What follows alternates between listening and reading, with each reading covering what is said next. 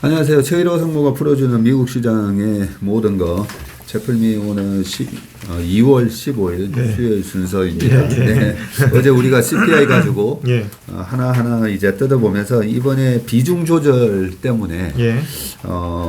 비중 조절에 대한 영향을 어떻게 받을까 했는데 아무래도 이 비중 조절 때문인지 어제 트루플레이션인가 예. 이학년 교수님 알려줬던 사이트 대로도 안 나왔고 예. 컨센보다도 약간 높게 나왔어요. 예. 네, 그게 비중 조절에 어떻게 영향을 좀 받은 것 같습니까? 아니면 어떻게?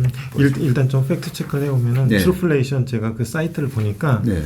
비중 조절이 잘못돼 있더라고요. 아, 이를테면은 네. 주거비 같은 경우가 굉장히 그 비중이 크잖아요. 네. 30%가 넘는데 거긴 20%대로 돼 있더라고요. 그래요. 그래서 그렇게 계산되니까 사실은 낮게 평가될 수밖에 없는 그런 상황이었더라고요. 그래서 이제 그렇군요. 사이트 보실 때 좀 그런 점을 조심해야 될 것 같고요. 네. 어제 제가 사실은 약간 기대했던 거는 이 쉘터 부분에 비중이 네. 많이 늘어났었는데 그나마 좀 의미 있게 늘어났었는데 다른 진로 렌트 인덱스나 그리고 또 집값 가격이나 이런 것들이 이제 상승 트렌드가 꺾이고 있는 상황이라서 이 부분을 사실 조금 비중이 늘어났는데 약간이라도 상승률 자체가 떨어지면은 이 부분이 좀 기여를 하겠다라고 약간 기대를 했었어요. 네. 그런데 그 기대가 좀 어그러졌습니다. 네. 그런 바람에 사실 YOY 증가율은 컨센보다도 0.1%포인트 또는 0.2%포인트 좀 더 나왔고요. 네. MOM 증가율은 컨센하고 똑같이 나왔습니다. 그래서 헤드라인 쪽에 MOM이 0.5% 나왔고요. 코어 쪽에 MOM이 0.4%가 나왔습니다. 이게 전월 대비로는 조금 올라간 수치이고 코어 쪽은 이제 똑같은 수치고요.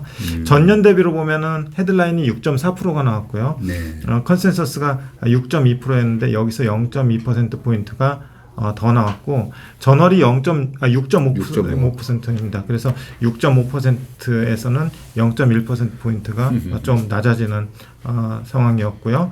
코어에서는 5.6%가 나왔는데 컨센이 5.5%였습니다. 근데 전월이 5.7%였기 때문에 여기서도 0.1%포인트가 낮아졌습니다.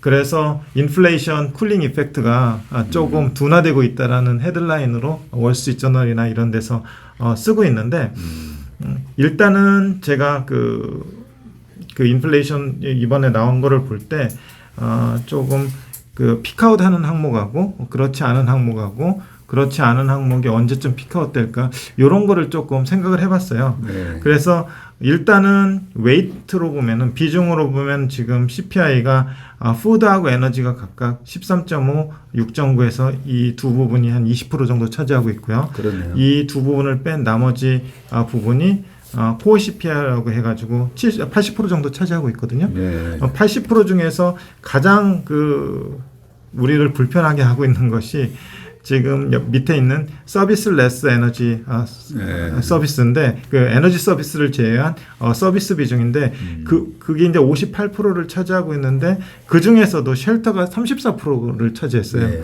이번에 좀 1%포인트 이상 올라가면서 이제 비중이 좀 더 높아졌는데 그리고 그 중에서 실제 렌트비가 7.5%를 차지하고 있고 자가주거비라고 하는 것이 25.4%를 차지하고 있어요. 그래서 이 부분이 지금 CPI를 보는데 핵심이라고 볼 수 있겠고 이 부분을 보면은 작년 1월부터 연간 상승률을 이렇게 해놨는데 이 부분 먼저 보면은요 3.8%부터 시작해서 지금 8.6%까지 올라온 상태예요. 네. 렌트 같은 경우 그리고 자가주거비는 4.1%부터 시작해서 7.8%까지 올라온 상태예요. 그러네요. 그래서 이 부분이 시간이 지나면 지날수록 역기저 효과가 나타날 가능성이 높아요.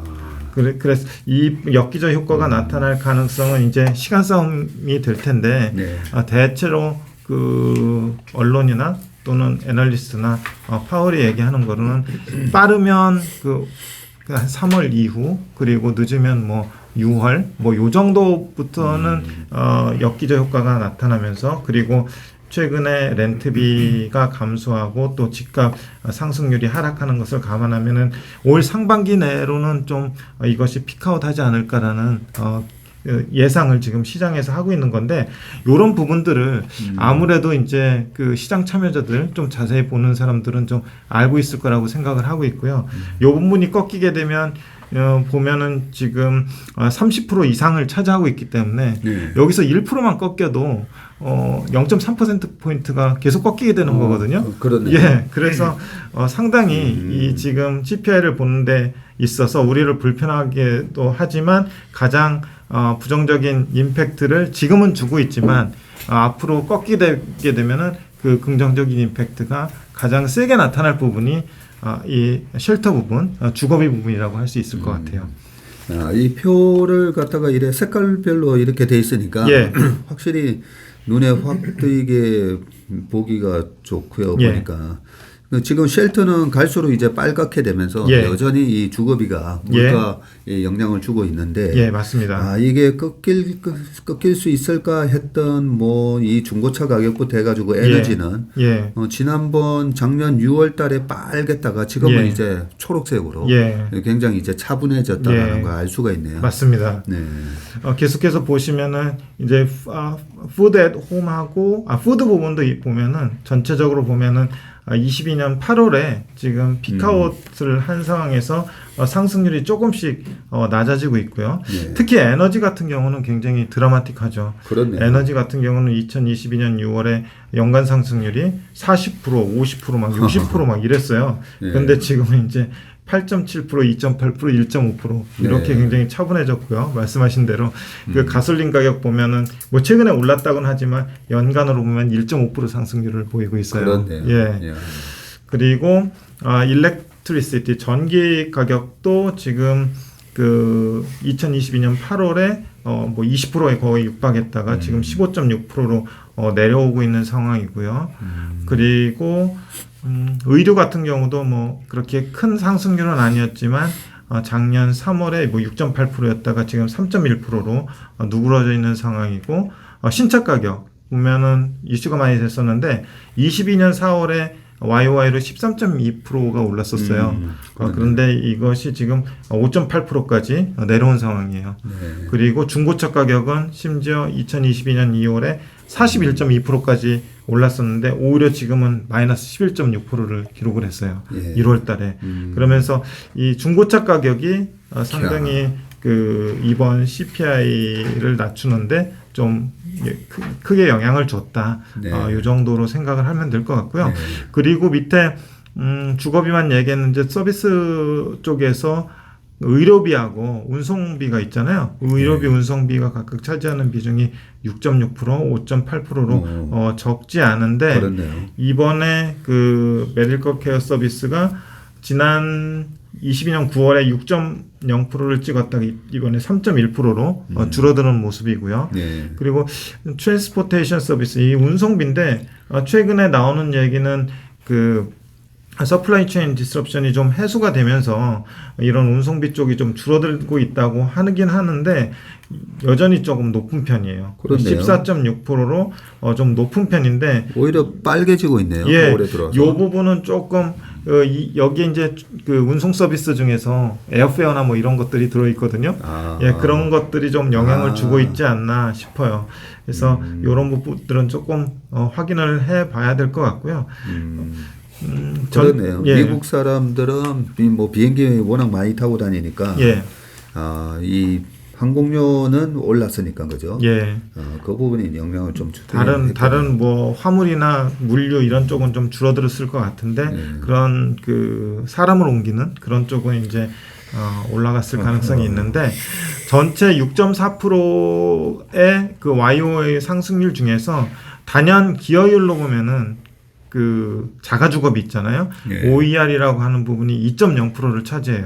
네. 거의 이제 3분의 1 정도를 차지하고 있고요. 그 다음에 뭐 식료품 그리고 운송 그리고 렌트 그리고 외식 뭐 이런 부분으로 이제 했는데 아까 말씀드린 대로 가솔린은 이번에 기여를 거의 못했고요. 그리고 중고차 가격은 마이너스 기여를 했습니다.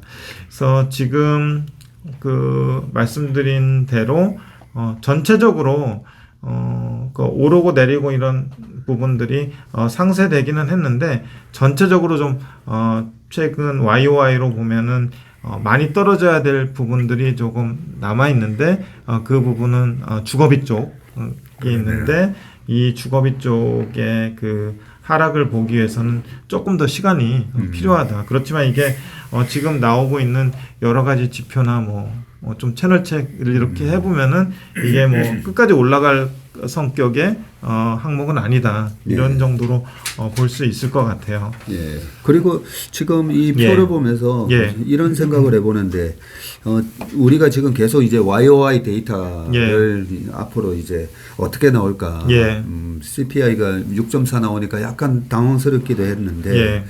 이미 이제 나온 거고, 이제 다음 달, 다다음 달 계속 이제 어떻게 나올지 그 부분이 중요한데, 그냥 제가 요 표를 쭉 보면서 2022년 이제 3월, 2월, 3월, 4월 보니까 작년에 되게 빨개요. 맞습니다. 특히나 올 아이템스 음식료를 제외한 음식료와 그다음에 에너지를 제외한 거죠. 요 부분이 특히나 빨개 가지고 기고 효과가 있겠구나. 역기조 효과가 분명히 나타날 수 있는 게 그런 패턴들을 극명하게 보여주는 것들이 이제 에너지 쪽이잖아요. 아까 말씀하신 대로 잘 지적하셨는데 2022년 6월만 보더라도 이제 40%, 50%, 60% 막 이랬었는데 1월부터 이게 쭉 올라가지고 6월까지 피크아웃하는 모습을 보이면서 그 이유는 피크아웃 한 다음에는 역기조 효과가 상당히 빠르게 나타나면서 진정이 되는 그런 패턴을 보이고 있는 거로 봐서 지금 빨간 것들이 물론 그 주거비 비중은 비중 조정으로 높아졌지만 앞으로 피크아웃을 하게 되면은 역기조 효과가 상당히 가파르게 나타날 수 있다. 특히 이제 주거비 쪽은 비중이 크니까 그 부분에 있어서 물가에 긍정적 영향을 줄 수 있겠다. 이렇게 볼 수 있을 것 같아요. 그래서 2022년 3, 4, 5, 6, 6월 달에 이제 CPI가 9.1을 기록했기 때문에 6월 달까지는 역기저 효과 때문에 CPI가 갑자기 위로 튀거나 이런 거는 우려를 안 해도 되겠다. 이런 생각이 듭니다. 그 뒤에 그 아이템별로 다시 차트를 그려왔는데 음식료 쪽은 11.4에서 지금 10.1로 꺾인 상황이고요. 에너지 쪽도 41.6에서 8.7로 꺾인 상황이고 상품도 음식료 하고 에너지를 제외한 상품도 작년 초에 12.3에서 지금 1.4로 확실히 꺾였고요. 에너지 제외 서비스는 이게 주거비 포함인데 전체적으로 작년 초에 4.1에서 7.2로 올라간 상황이고 임차료가 3.8에서 8.6 그리고 자가주거비가 4.1에서 7.8 이 부분 두 부분이 지금 상당히 좀 꺾이고 있지 않은 그런 상황이라서 피크아웃하는 시점이 언제일지가 시장의 관심사가 될 것 같고요. 의료비가 작년 9월에 6.0에서 3.1로 꺾였고요. 운송비가 계속 꺾일 듯 하다가 15.2를 기록한 다음에 지금 횡보 중인데 14.6을 기록을 하고 있습니다. 그렇네요. 그래서 모양으로만 보면은 서비스 중에 계속 말씀드리지만 임차료하고 자가주거비가 좀 핵심이다라고 보고 있는데 연준이나 이코노미스트 이런 쪽에서 보면은 이제 올 상반기 피크아웃 이렇게 예상을 하고 있기 때문에 이거는 좀 여전히 말씀드리지만은 시간의 문제다 이렇게 보고 있습니다. 여러 가지 생각이 들면서 한편으로는 미국의 이 CPI를 산출하는 방식이 좀 합리적이다 싶은 게 미국은 이제 전세 개념이 없다 보니까 그렇죠. 아무래도 주거비에 들어가는 우리가 미국 사람들이 월 500만 원을 번다고 했을 때 월세 내는 게 아무래도 비중이 제일 클 거고 그죠. 그러면 여기 쉘터에 해당되는 35% 맞는 것 같아요. 거기다가 이제 교통비라든지 에너지나 등등 해보면 굉장히 미국의 그 소비자들이 실제로 느끼는 물가를 정확하게 이제 반영을 한 것 같고요. 이 부분이 앞으로 물가에 대해서 우리가 조금 이제 시장에서 한 번씩 이제 착각을 하는 게 우리가 먹는 이제 그 음식 가격이 예. 떨어지지는 않잖아요. 예, 예, 뭐 그렇죠. 먹는 거. 예. 떨어지지는 않고 우리가 이제 행동 경제학 차원에서 이제 상상을 해봐야 되는데 이렇게 물가가 오른 부분이 떨어지지 않으면 이제 소비가 급격하게 위축이 될 거냐. 그런 부분인데 저는 이제 과거에 이제 그 고등학교 때 당구비 같은 거 올리면 당구비가 150원에서 갑자기 막 300원으로도 올라가고 있어요. 그러면 한 2달 동안 당구장이 썰렁하다가 3개월 뒤부터는 다시 예. 바글바글해지고 맞습니다. 지난번에 담배가 예. 세금을 왕창 올렸을 때 예. 뭐 한 2,500원 하다가 4,500원 되니까 야 이제 많은 사람들이 담배 다 끊겠구나 했는데 1년 지나니까 똑같더라고요. 예. 그래서 이제 물가가 올라가는 거에 대해서 이제 적응하는 기간이 얼마나 되고 얼마나 처음에 이제 위축되는가 부분인데 현재까지는 뭐 우리 그 빅테크 기업들부터 해가지고 쭉 필수 소비재까지 발표하는 거 보면 뭐 매출이 안 주네. 예. 그렇죠. 가격 저항이 별로 없었던 부분은 이제 우리가 알 수가 있고요. 이런 부분이 이제 가격이 어떤 분들은 이제 올라간 가격이 다시 돌아와야 된다라고 생각을 많이 하는데 상승률이 줄어드는 거죠. 그렇죠. 상승률이 줄어들고 예. 올라간 물가가 뭐 짜장면 가격이 7,000원이 된 게 6,000원, 5,000원 돼야 된다. 아니 지금 3년 전에 5,000원이 지금 7,000원인데 다시 예. 5,000원이 돼야 된다. 가끔씩 그런 분들이세요. 그렇게 떨어지는 그렇죠. 않는다는 거죠. 미국에서 이제 가장 걱정하는 게 그렇게 되는 상황이에요. 디플레이션 상황. 그러면 디플레이션. 예. 인플레이션은 이제 비싸서 못 사는 상황인데, 디플레이션은 이제 안 사는 상황이죠. 안 사가지고 가격이 떨어지는데 이제 그건 더 문제가 되는 거죠. 그렇게 미국 같은 되면 소비국에서. 오히려 또 돈 풀어가지고. 예, 그렇죠. 물가 또 끌어올려 버리고. 예. 그런 부분이기 때문에 이제 이 상승률.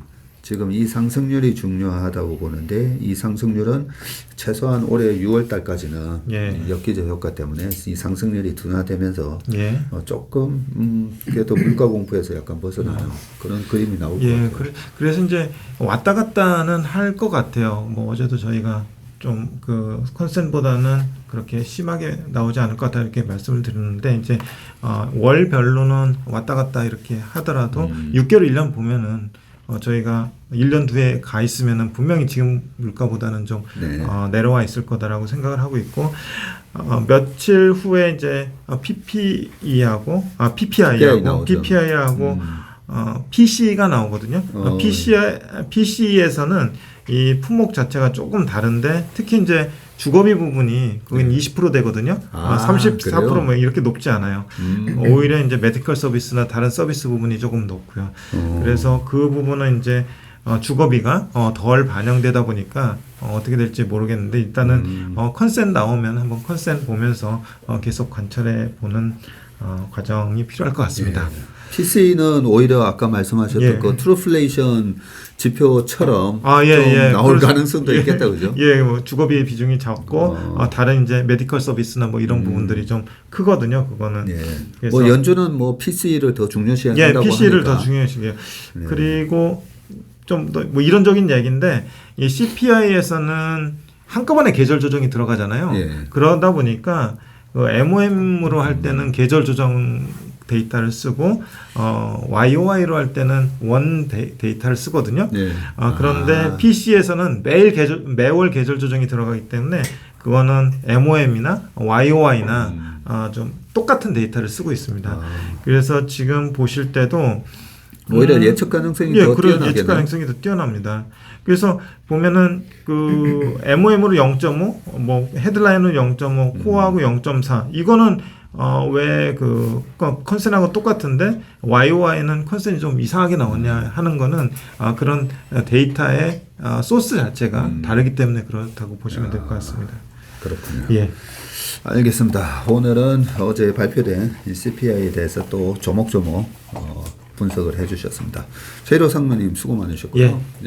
오늘 치프리미 순서는 여기까지 하겠습니다. 고맙습니다. 감사합니다.